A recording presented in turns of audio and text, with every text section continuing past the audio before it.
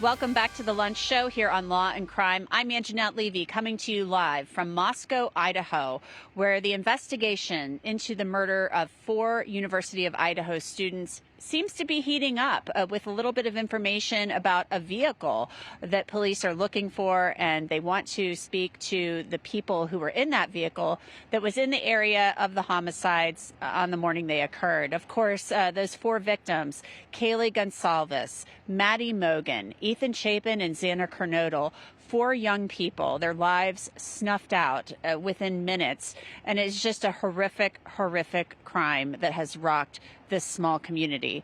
We are taking your questions, and we have been this whole hour. Please keep them coming on Twitter, Facebook, Twitch, and YouTube, and we will get to as many of them as possible and answer them to the best of our abilities. Jennifer Koffendorfer is a former FBI agent. She is here with us, along with Imran Ansari. He is a host here at Law and Crime and an attorney.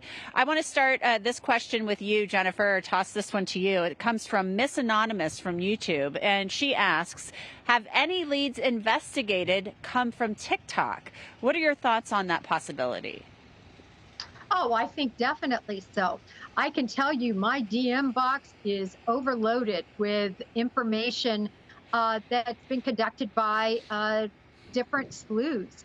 And listen, they do amazing work. They're doing what the analysts aren't doing quite yet, or have just started doing within law enforcement, because they're waiting on subpoena returns and court order returns. But the cyber sleuths are in looking at all of the social media, and they have found some very interesting clues, things that are being said, definite pictures of this possible Elantra that they have found in the background even of Maddie in one picture. So they're finding great information, and those are being sent in, I can assure you, to the FBI and to the tip line so they can be further evaluated by law enforcement. And they are collecting that information. The Moscow police has put that information out, that they are asking people to upload any digital evidence to the FBI's website. So that is a place where people can submit that information. We want to take this next question, and it comes from Allison from YouTube, or it might be Alacan. I hope I'm pronouncing that properly. Did they interview peeps from the frat house? And let me tell you, I will answer that question. I'll take that one. Yes, they have. And I've spoken to people at the Sigma Chi house where Ethan was a member, and where Xana and Ethan attended the party that night at the Sigma Chi house on November 12th, just a short distance away from the house where the murders occurred. Ethan lived at the frat house, Xana at her home on King Road with Maddie and Kaylee, and those people have been interviewed, and we've been told by the president of Sigma Chi that they are cooperating with law enforcement and have told them everything they know. So that's what we've been told. Imran, this next question will go to you. Fernanda Volcanis from YouTube asks, with no break-in, dog trapped in one of the rooms, no footprints with blood outside the house, couldn't the killer be a friend who went to sleep together and did it without haste and fear? So that's a hypothetical here.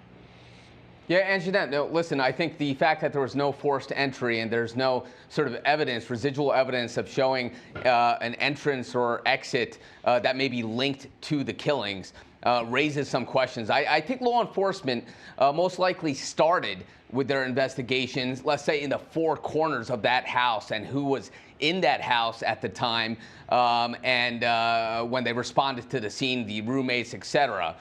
There is that aspect of the house being a gathering point for college students and friends and whatnot that may complicate things, because the fact that there's no forced entry lends itself to an idea or a theory that this is someone who is familiar with one or all of the victims here. But, you know, I think law enforcement started in the closest proximity of where these bodies were found, and they've sort of expanded from that search. But it is very interesting that there's no forced entry, and there's no evidence of entering or exit regarding, you know, say, the bloody footprints or things like that. And I think law enforcement have looked at that, and they continue to look at what was in the 4 corners, if you will, of the house, and now beyond.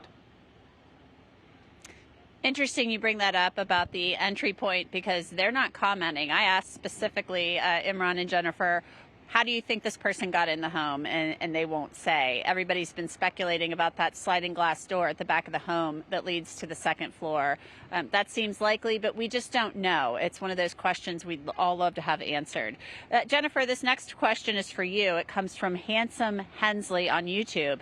Is it possible there may have been some type of altercation at the frat house, or maybe one of the frat members had an issue with them and followed them home? It seems that they must have had knowledge of the layout of the home. Was anybody at the frat interviewed? Well, we know they were, but your thoughts on this possibly being an altercation at the fraternity house and the party? Obviously, these are all just people, asking questions about things they're wondering. Your thoughts on that possibility?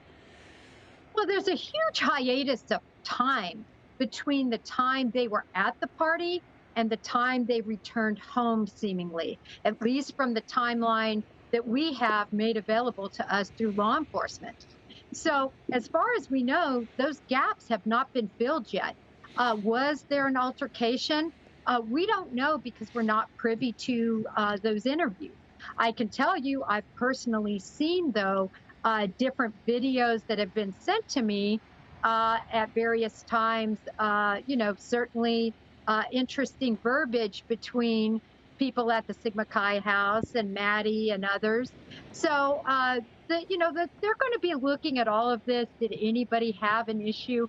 But I think because here we are weeks out and we still don't have a prime suspect, we are at the furthest reaches of the web that are on the peripheral of these individuals, meaning they are not the most obvious suspects, seemingly, or else we would probably have that suspect named by now. Yeah, definitely. Good point. Just briefly, Imran, we don't have a lot of time left, but as a former prosecutor, how involved would the actual prosecutors be in this case? Because obviously the law enforcement does the investigation, but the prosecutor has to win the case should it ever go to trial or be prosecuted. So we know that the prosecutor hasn't really said much since an interview about a week ago, but briefly, how involved do you think he is in the inner workings of this investigation? Sure. So, Angenette, that's a great question because, ultimately the ammo that the district attorney's office or the prosecutor's office there will have to use against the individual if they are ever found is what is gleaned from the investigation by law enforcement. It's very important. And I think that in the background, they are riding along, if you will, with this case and making sure that any evidence is preserved correctly for the use at trial if that day ever comes. Yeah, definitely. And that is what they're working toward here. The police say that they're keeping things close to the vest because they don't want to compromise the investigation or a future prosecution. And they've said that very plainly, even though it's frustrating not only the families and members of the public. Imran, thanks so much for letting me hop on here. I'm going to turn it back over to you. Jennifer Coffendorfer, thank you as well for joining us for this hour. And thank you as well. We'll have much more for you later. Until then, have a good afternoon. Imran will be right back.